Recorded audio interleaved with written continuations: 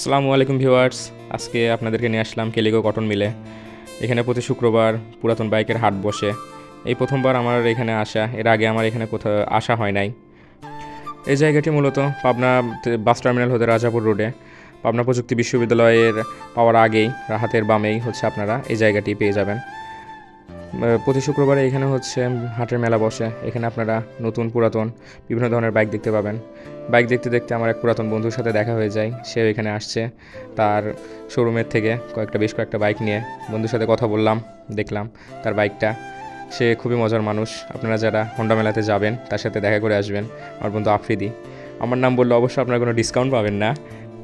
তাদের কাছে বর্তমানে বেশ কিছু ভালো কালেকশনের বাইক আছে। দরদাম করলে হয়তো ভালো মূল্যে আপনারা বাইক পেয়ে যাবেন তার কাছ থেকে।